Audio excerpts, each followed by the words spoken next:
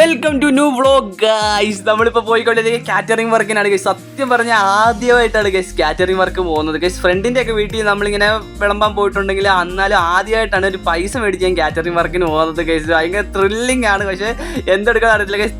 തിരുവല്ല എന്ന് പറയുന്ന സ്ഥലത്താണ് കാറ്ററിംഗ് വർക്ക് വന്നത് ഗൈസ്. അതുകൊണ്ട് തന്നെ ട്രെയിൻ ടിക്കറ്റ് ഒക്കെ എടുത്ത് നമ്മുടെ കായംകുളത്തുനിന്ന് കയറാൻ പോവാണ് ഗൈസ്.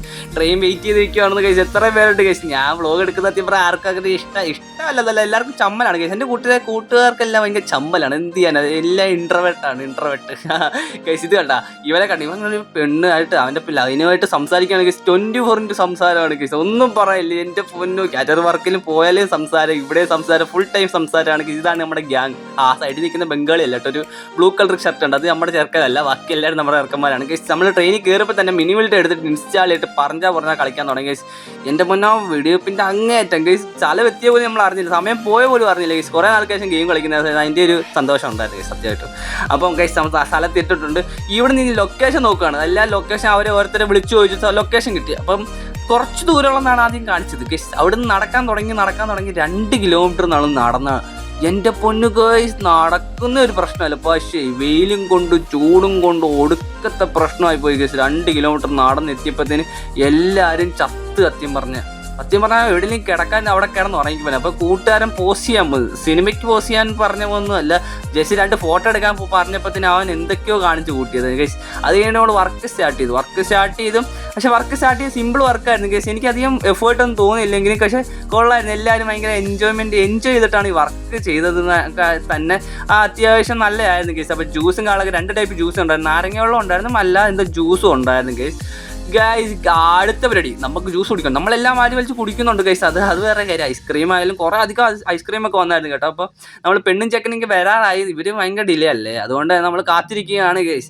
അവർ പെണ്ണും ചെക്കൻ വരാതിരിക്കും. കൂട്ടുകാരന്മാരെല്ലാം വായി നോക്കണം, ഓരോ പെമ്പിള്ളാരും ഞാൻ ഉൾപ്പെടെ എല്ലാവരും വായി നോക്കണം. കാരണം കിടിലം കുറേ പെമ്പിള്ളാർ കാണാൻ എന്ത് രസമായിട്ടുള്ള കുറേ ആൾക്കാരൊക്കെ ഉണ്ടായിരുന്നു ഗൈസ്. അങ്ങനെ എല്ലാവരും വന്ന് നമ്മുടെ ഹാളിൽ ഇരിക്കാൻ തുടങ്ങി ഗൈസ്. 1000 പേർക്കുള്ള ഫുഡാണ് പറഞ്ഞിരിക്കുന്നത്. പക്ഷേ അധികം ആൾക്കാരില്ലായിരുന്നെന്ന് തോന്നി. അപ്പോൾ പെണ്ണും ചെക്കനൊക്കെ വന്ന് ഗൈസ്. അവരെ കുറേ പരിപാടി എൻ്റെ പൊന്ന് ഗൈസ്. പാട്ടിടുന്നവരെ സമ്മതിക്കണം. കിടിലം പാട്ടായിരുന്നു ഗൈസ്. കിടിലം എന്ന് വെച്ചാൽ കാരണം കൂടെ നിന്ന് നമ്മുടെ കൂട്ടുകാരന്മാർ വരെ തുള്ളിച്ചാടാൻ തുടങ്ങി. അമ്മാതിരി കിടിലം കുറേ സോങ് ആയിട്ടാണ് ചെറുക്കൻ വന്നിരിക്കുന്നത് ഗൈസ്. കിടിലായിട്ട് കുറേ പാട്ടും കേട്ട് അവരുടെ ടൈപ്പ് മുസ്ലിങ്ങളുടെ കല്യാണം. അതുകൊണ്ട് തന്നെ ബിരിയാണി ആയാലും അതും കൂടെ പ്രതീക്ഷിച്ചാണ് ഞാൻ ശരിക്കും വന്നത് ഗൈസ്. അപ്പം ബിരിയാണി ആയിരുന്നു ഗൈസ്. വെന്ത് ബിരിയാണി, മട്ടൻ ബിരിയാണി, കിടിലാണ് ടേസ്റ്റ് ഗൈസ്. കിടിലോ എന്ന് വെച്ചാൽ കിടുക്കോസ് ടേസ്റ്റ്.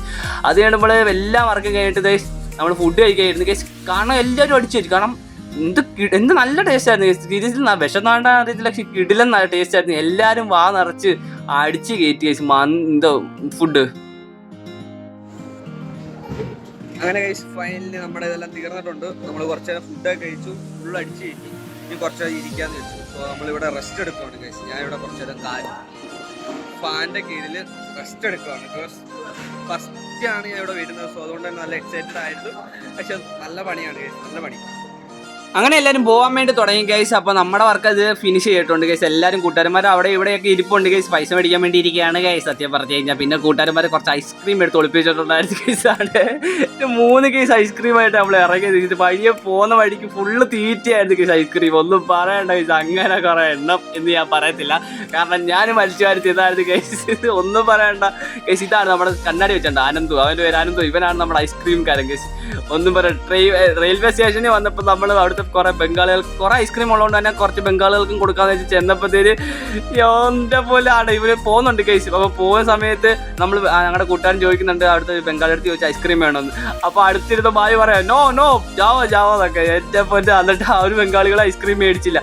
അത് കഴിഞ്ഞ് നമ്മൾ കൈ ഐസ്ക്രീം കൊണ്ട് കുറേ ചേച്ചിമാരത്തൊക്കെ പോയി കുറച്ച് പേരൊക്കെ മേടിച്ച് ഗൈസ്. ഫൈനലി ആ ഐസ്ക്രീം ഒരു ബോക്സ് ഫുള്ള് തീർത്ത്.